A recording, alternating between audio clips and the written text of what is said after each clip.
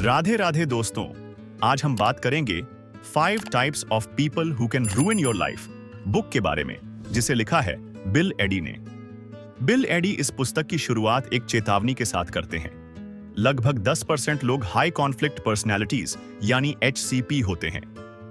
यदि आप नहीं जानते कि ये कौन हैं और कैसे काम करते हैं, तो एक दिन आप उनका टारगेट बन सकते हैं।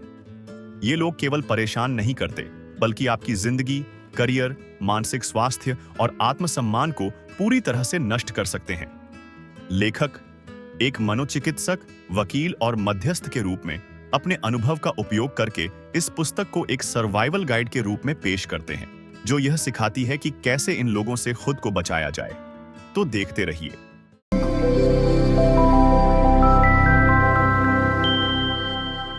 भाग 1, हाई कॉन्फ्लिक्ट पर्सनैलिटी क्या होती है? हाई कॉन्फ्लिक्ट पर्सनैलिटीज की 4 मुख्य विशेषताएं होती हैं। 1, सब कुछ या कुछ भी नहीं वाली सोच। इनमें कोई स्पष्टता नहीं है, या तो आप नायक हैं या खलनायक। 2, अव्यवस्थित भावनाएं। ये लोग अप्रत्याशित और तीव्र प्रतिक्रियाएं देने वाले होते हैं। 3, चरम व्यवहार। इस तरह के लोग छोटी छोटी बातों पर धमकी देने लगते हैं। बात हिंसा तक पहुंच जाती है, यहां तक कि कानूनी कार्यवाही तक हो जाती है। 4, दूसरों को दोष देना। यह लोग अपने जीवन की समस्याओं के लिए दूसरों को जिम्मेदार ठहराते हैं। ये पैटर्न कभी कभार नहीं होते, ये चिरकालिक होते हैं और अक्सर समय के साथ बढ़ते जाते हैं। ये लोग आम समाधान के तरीकों पर ध्यान नहीं देते। इसके बजाय वे अक्सर विवादों को और बढ़ा देते हैं, कभी कभी उन्हें सालों तक खींचते रहते हैं। बिल एडी इस बुक में 90% नियम की बात करते हैं, जो बताता है कि यदि कोई व्यवहार ऐसा है जो 90% लोग कभी नहीं करेंगे, तो सावधान हो जाइए, आप शायद एक HCP से डील कर रहे हैं। उदाहरण के लिए, सार्वजनिक रूप से कर्मचारियों पर चिल्लाना, 1 साल के लिए बच्चों को छोड़ देना या झूठे कानूनी दावे दायर करना। एडी का दावा है कि ये सिर्फ बुरे दिन नहीं है, बल्कि व्यक्तित्व विकार के संकेत हैं। भाग 2, वे 5 व्यक्तित्व प्रकार जो जिंदगी बर्बाद कर सकते हैं। Number 1, narcissistic HCP। इस तरह के लोगों की यह सोच होती है, मैं श्रेष्ठ हूं, तुम कुछ नहीं हो। नार्सिसिस्ट लोग प्रशंसा चाहते हैं, उनमें सहानुभूति की कमी होती है तथा वे स्वयं को ऊंचा उठाने के लिए दिखावा करते हैं, दूसरों को नुकसान पहुंचाते हैं और दूसरों का इस्तेमाल करते हैं। नार्सिसिस्ट लोग के दुर्व्यवहार में अक्सर भावनात्मक शोषण, झूठे आरोप और सार्वजनिक रूप से अपमान करना शामिल होता है। नार्सिसिस्टिक 2 तरह के होते हैं। 1, वल्नरेबल नार्सिसिस्ट्स। ये लोग उजागर होने पर भड़क उठते हैं। 2, ग्रैंडियोस नार्सिसिस्ट्स। ये लोग मानते हैं कि वे दूसरों से श्रेष्ठ हैं, उनमें अधिकार की भावना होती है तथा वे सोशल इंटरैक्शंस पर हावी रहते हैं। Number 2, borderline HCP। इस तरह के लोगों की यह सोच होती है, मैं तुमसे प्यार करता हूं, अब नफरत करता हूं। तेजी से मूड बदलते हैं, गहरे रिश्ते बनाते हैं, लेकिन उतनी ही जल्दी तोड़ते हैं। बॉर्डरलाइन वाले व्यक्तित्व में प्रेम और क्रोध के बीच उतार चढ़ाव होता रहता है।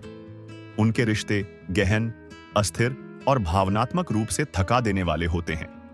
वे छोटी छोटी असहमतियों पर भी आसानी से त्यागा हुआ महसूस करते हैं। अक्सर हिंसा, बदला और कोर्ट केस तक पहुंचते हैं। इस तरह के लोग लगातार नाटक करते हैं, दूसरों पर आरोप लगाना और भावनात्मक आघात पहुंचाते हैं। प्रतिशोधी व्यवहार में कानूनी धमकियां, भावनात्मक दुर्व्यवहार और सार्वजनिक रूप से बदनामी शामिल है। Number 3, anti social sociopathic HCP। इस तरह के लोगों की यह सोच होती है, मेरे लिए कोई नियम नहीं। सोशियोपैथिक लोग झूठ बोलते हैं, चोरी करते हैं, चालाकी करते हैं और चरम मामलों में बिना किसी पश्चाताप के हत्या भी कर देते हैं। ये लोग आकर्षण का उपयोग छलावरण और विवेकहीन शोषण के रूप में करते हैं। इन्हें कोई पछतावा नहीं होता, केवल लाभ और सत्ता चाहते हैं। यह लोग लगातार धोखा, नकली सहानुभूति, जानबूझकर विनाश का रास्ता चुनते हैं।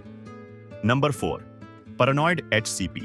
इस तरह के लोगों की यह सोच होती है, सब मेरे खिलाफ हैं।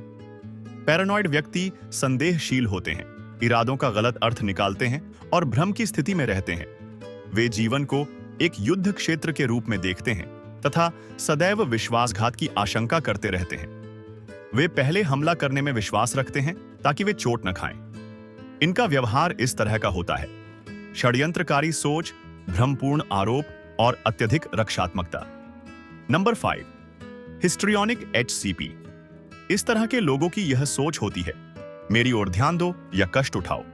हिस्ट्रियोनिक लोग नाटकीय, ध्यान आकर्षित करने वाले, चालाक और भावनात्मक ड्रामा करने वाले होते हैं, जो सहानुभूति या शक्ति पाने के लिए अक्सर कहानियों को बढ़ा चढ़ाकर बताते हैं। वे भावनात्मक अराजकता पैदा करते हैं, बेबुनियाद आरोप लगाते हैं और पीड़ित की भूमिका निभाते हैं। सबका ध्यान आकर्षित करने के लिए हदें पार कर सकते हैं। इनका व्यवहार इस तरह का होता है: अतिशय भावनात्मक प्रदर्शन, कहानियां गढ़ना और अपराध बोध से ग्रसित होना। भाग 3, आप क्यों असुरक्षित हैं?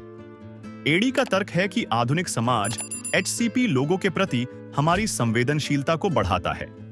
प्रौद्योगिकी और सोशल मीडिया ने पहचान छुपाना आसान कर दिया है। कमी हो गई है समुदाय की निगरानी की, जिससे हानिकारक लोग जल्दी घुल मिल जाते हैं। हमारा स्वभाव भरोसा करना है, खासकर अपने जैसे लोगों पर, जो HCP लोगों के लिए एक मौका होता है। इसके अतिरिक्त मानवीय प्रवृत्तियां हमें धोखा देती हैं। हम भरोसा करने के लिए तैयार हैं, विशेष रूप से अपने समूह के लोगों पर। हम भावनात्मक बंधनों को अधिक महत्व देते हैं। हम दुर्व्यवहार को स्पष्ट रूप से देखने के बजाय स्वयं को दोषी मानते हैं। भाग 4, कैसे पहचानें HCP लोगों को? बिल एडी ने HCP लोगों को समय रहते पहचानने के लिए वेब मेथड दिया है, जो इस प्रकार है: वर्ड्स यानी शब्द। क्या वे ज्यादा आरोप लगाते हैं, अतिशयोक्ति करते हैं? इमोशंस यानी भावनाएं। क्या आप उनके साथ असहज, डरे या भ्रमित महसूस करते हैं? बिहेवियर यानी व्यवहार। क्या वे असामान्य या हिंसक व्यवहार दिखाते हैं? प्रारंभिक पैटर्न का पता लगाने के लिए द वेब विधि का उपयोग करें। HCP सुसंगत हैं, वे विभिन्न संदर्भों में व्यवहार दोहराते हैं। भाग 5, कैसे बचाव करें? किसी को यह बताना कि उन्हें व्यक्तित्व विकार है या उन्हें हाई कॉन्फ्लिक्ट पर्सनैलिटी कहना खतरनाक है। वे इसे एक व्यक्तिगत हमले के रूप में देखेंगे और आपको निशाना बनाएंगे। इनसे बचने के लिए ऑथर ने कार्स मेथड दिया है, जो इस प्रकार है: कनेक्ट विथ एम्पैथी यानी सहानुभूति के साथ जुड़ें, चीजों को शांत रखें, बुनियादी सम्मान दिखाएं।